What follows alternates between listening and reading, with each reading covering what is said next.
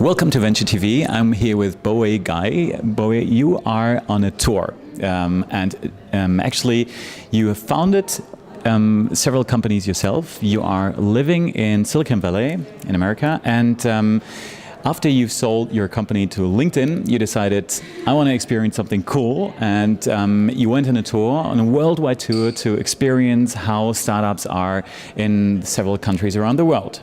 Now you are in Germany.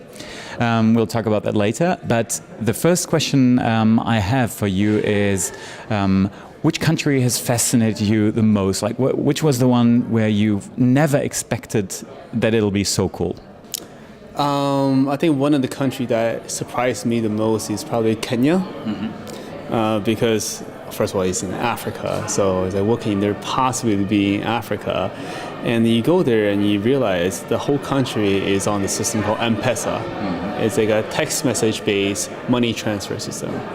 And it is so popular that 30% of the country's GDP is flowing through the system. Everyone is using it. Their mother is using it to pay for phone bills, to pay for electricity, buy a cup of coffee, get your salary paid. And it's one of the coolest systems. You would never expect the world's most advanced mobile money transfer to be. And it is actually in Kenya. It's so cool.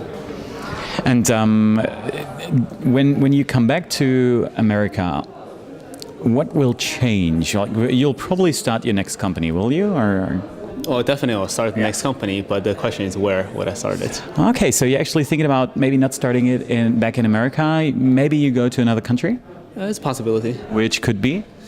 There are a few places. I think in South America, Brazil is definitely a destination because it's a big country, it's a very cosmopolitan city. Anyone can look like Brazil. I can look like Brazil, so I can fit in very well. I can also start somewhere in Southeast Asia. I think Southeast Asia is a very fast-growing economy, and it's also a very interesting place, and I can really feel comfortable being in that area. One place that has a very high growth, but I won't be very comfortable, is probably Africa. It's extremely good growth, but it's still pretty tough to live in that country. All right, so you'll find a country that fits you and that's still very promising. Yeah.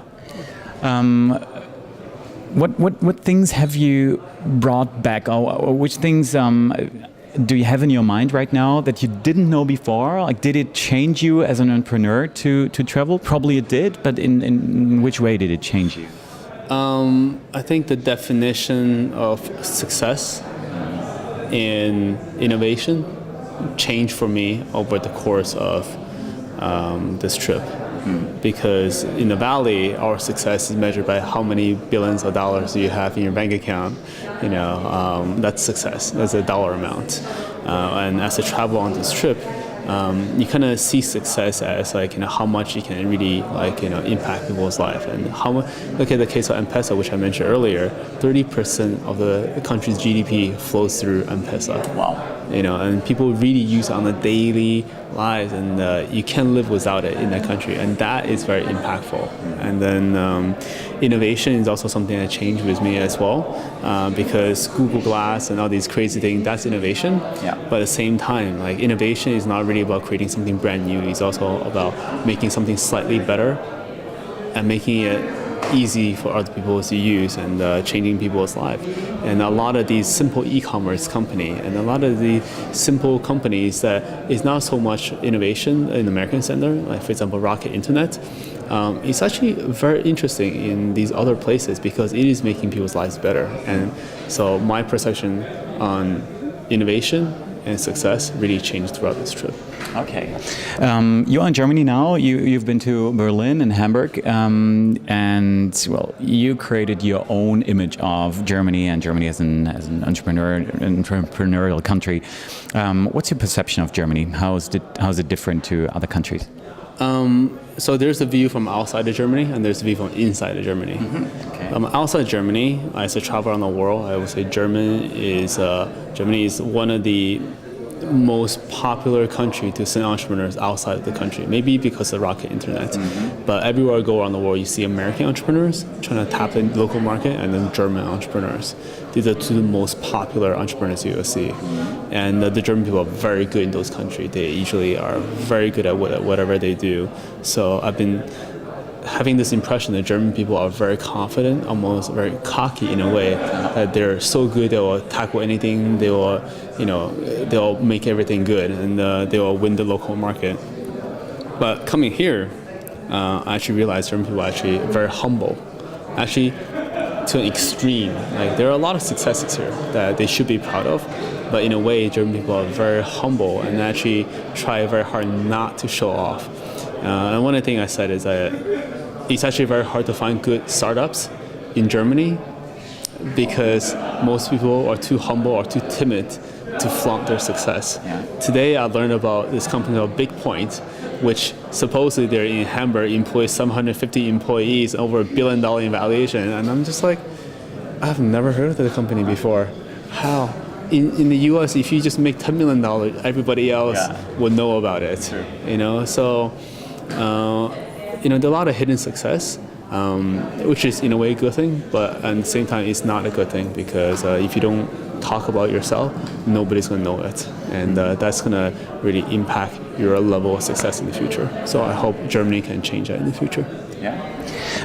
As an entrepreneur, when you start a company and you're thinking about internationalization, so taking your idea abroad, what do you think, when's the right time to think about it? And is it a good thing to think about internationalization, or should you rather become successful in your own country first, so early or rather late, or not at all internationalize?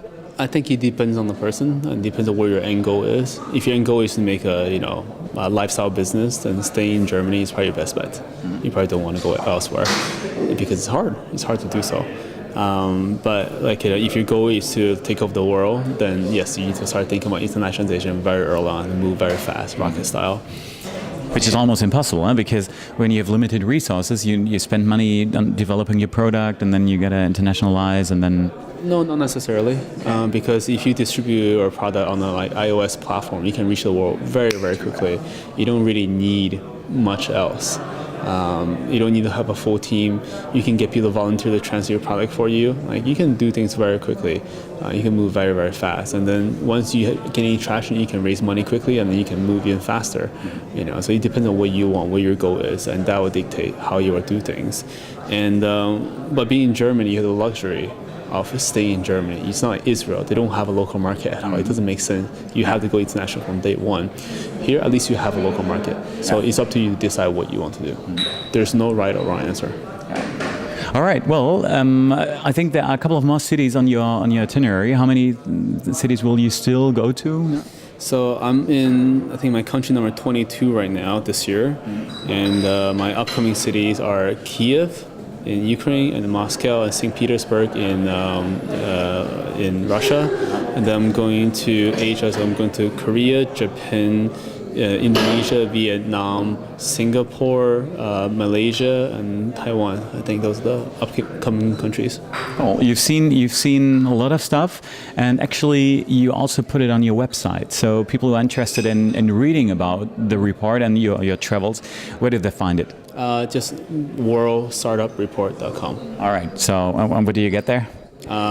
Just basically a simple report, 15-minute guide to every country, basically. And I'm trying to compile these reports as I go along.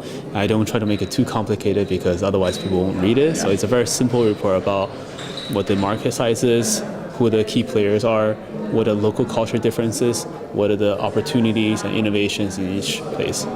Okay, cool. Thanks a lot for the interview. Enjoy your travels, and thanks for being here. Thank you.